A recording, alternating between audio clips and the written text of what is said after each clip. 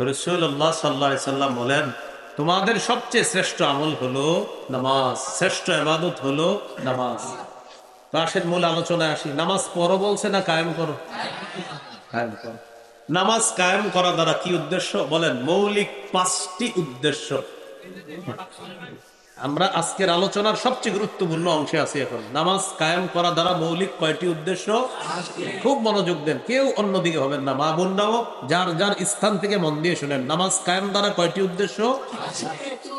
আমি বলি, মন দিয়ে শোনেন। 1 নম্বর, নামাজের পূর্বে কিছু শর্ত আছে, এইগুলা গুরুত্ব দেওয়া। 2 নম্বর, রুকু সিজদা ধীরস্থির ভাবে করা। 3 নম্বর, খুশু খুজুর সাথে নামাজ পড়া। 4 নম্বর, পরিবারের প্রতিটা সদস্যকে নামাজের হুকুম করা। 5 নম্বর, রাষ্ট্রের সব মুসলমান যেন নামাজি হয়ে যায় এই চেষ্টা করা। এগুলো করা মানে নামাজ কায়েম করা। বলেন, এগুলা করা মানে কি কায়েম করা? তাহলে আমরা এক এক করে সামনের দিকে যাই। দেখেন কি বলে।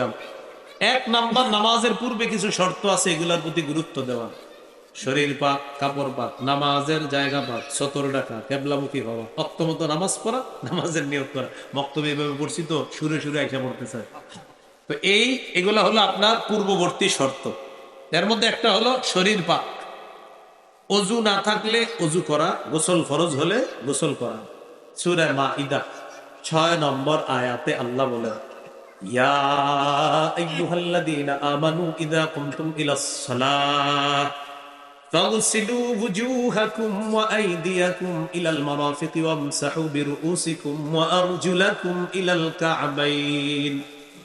আল্লাহ তাআলা বলেন, যখন তোমরা নামাজের ইচ্ছা করো, মুখমণ্ডল ভালো করে ধৌত করবা, হাত ধৌত করবা, মাথা মাসেহ করবা, পা ধৌত করবা। ওযুর 4 ফরজ চলে আসছে।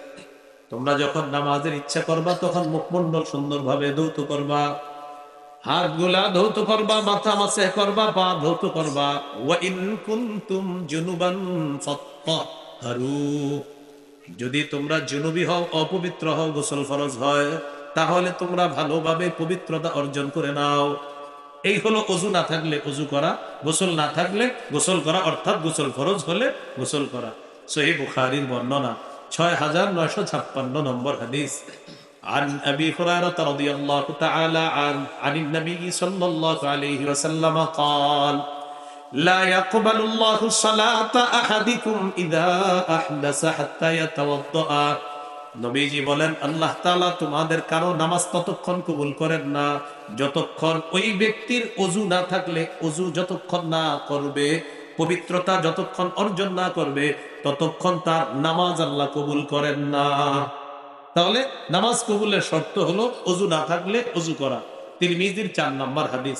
হাদিসের অনুবাদটা পরে বলি, আগে একটু পড়াশোনা করি। চলেন, বলেন। নামাজের চাবি অজু, জান্নাতের চাবি নামাজ। আবার এবার শুরু থেকে বলি, বলেন। জান্নাতের চাবি নামাজ, নামাজের চাবি অজু। তাহলে এবার আপনারা বলবেন, আমি বলবো না। জান্নাতের চাবি নামাজের চাবি অজু। قال رسول الله صلى الله عليه وسلم مفتاح الجنة الصلاة ومفتاح الصلاة الطهور। নবীজি বলেন, জান্নাতের চাবি হলো নামাজ, নামাজের চাবি হলো পবিত্রতা অর্জন করা। সুবহানাল্লাহ। জান্নাতের চাবি নামাজ, নামাজের চাবি পবিত্রতা অর্জন করা। শরীর পাক, এরপরে কাপড় পাক।